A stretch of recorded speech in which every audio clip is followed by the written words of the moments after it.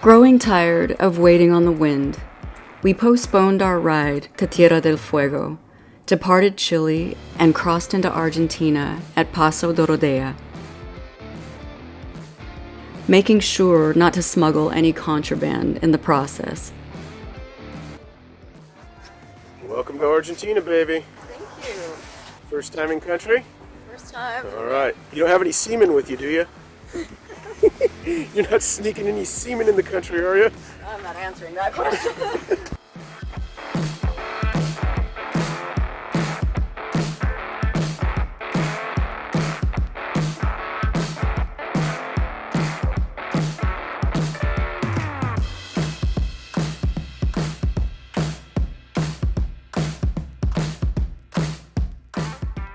Quickly discovering Argentina's aversion to road signs and a few minor detours, we jumped on the paved Ruta 40 before fueling up for the ride ahead.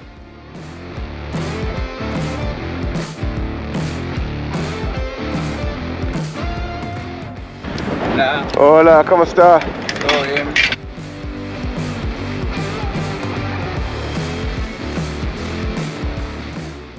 After gassing up and marking our territory, Chad decided to keep it real and continue on the true Ruta 40 North, bypassing the paved highways through Esperanza.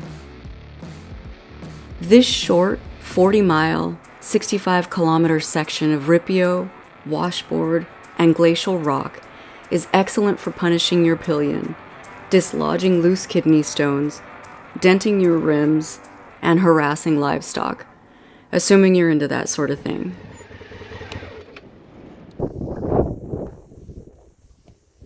Welcome to Ruta 40. This shortcut sucks.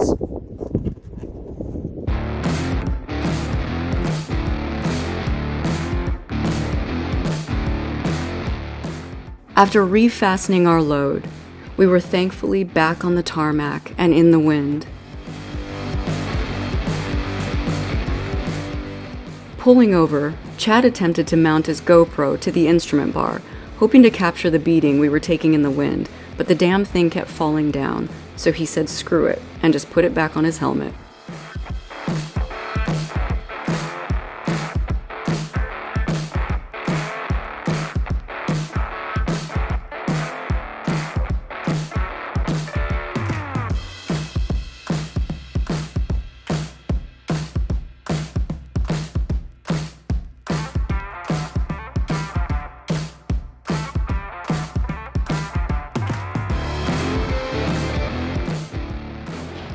Hola. Buenas tardes. Buenas tardes. Sí. No, pare. Ah, No, oh, okay. Muchas gracias. Ciao, ciao. Where was I? Brutal crosswinds, trying not to die. Oh yeah. Descending from the high plateau toward Lago Argentino, alternating between getting blown off the highway and blinded by the sun, we made it to the remote and unexpectedly beautiful El Calafate.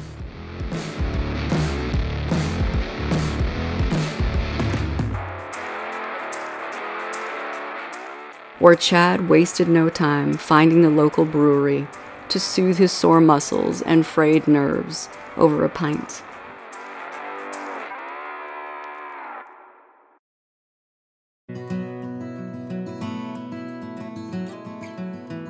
We departed Calafate under gray skies, heading west to Los Glaciares National Park and Perito Moreno, a popular tourist destination an hour outside of town.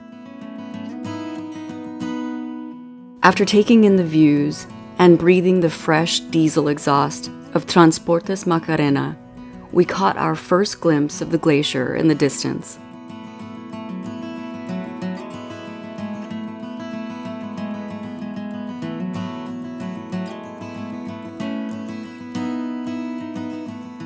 Multiple viewing platforms are accessed by over 2.5 miles, 4 kilometers of elevated walkways, and countless stairs.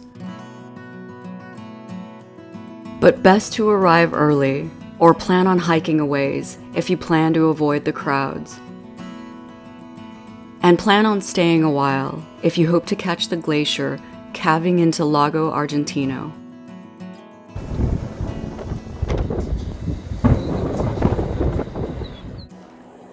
I know as long as I'm watching it, nothing's gonna happen. And as soon as I walk away, we're gonna hear like a thunderous explosion behind us. So.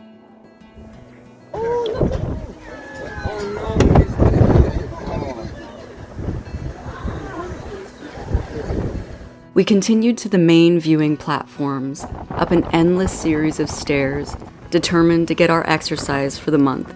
What do you think of the glacier, babe? I love the glacier, but I don't love the stairs. At close to 100 square miles, 250 square kilometers, Perito Moreno is one of the few glaciers on the planet that maintains a state of equilibrium. Unlike most of the glaciers of the southern ice cap, which are rapidly retreating. Satisfied that we had filmed the glacier from every possible angle, we retreated to the main lodge, where we ran into Keith of Detour Ahead Moto, who we had chatted with previously online. Bidding Keith farewell, we began the ride back to Calafte, enjoying the views of the vast Patagonian pampa under clearing skies.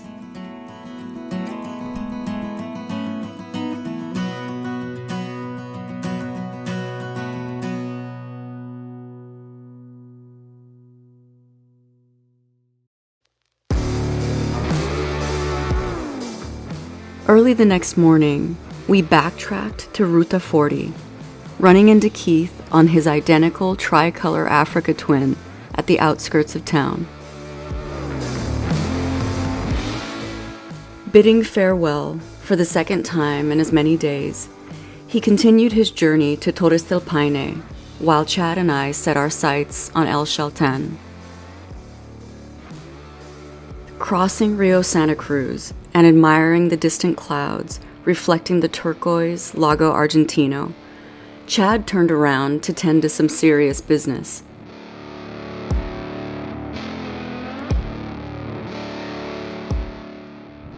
Okay, here's one of those infamous Patagonia signs that everybody loves to take their picture in front of, so. Pulling over to pay our respects to and take the obligatory photos with, the sign that so many moto travelers love, we continued along the banks of Rio La Leona, making a stop at its namesake estancia to take shelter from the wind. It was here in 1905 that 3 gringos sought refuge for several days. Shortly after their departure, the police showed up looking for the gringos, who went by the aliases of Butch Cassidy and the Sundance Kid.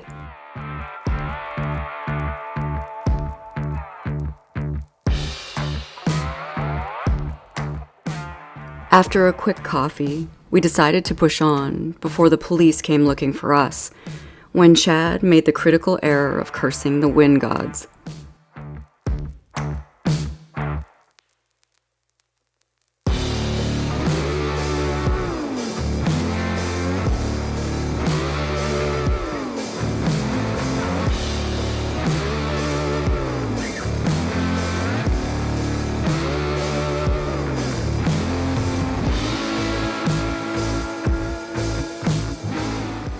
Continuing toward the mountains, the weather continued to deteriorate as we pulled over to play with caterpillars and take another obligatory photo in front of the park sign.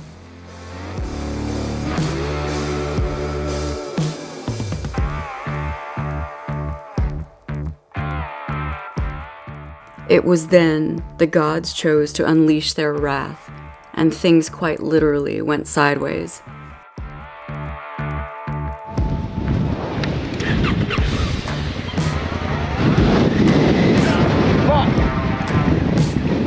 Almost got blown over.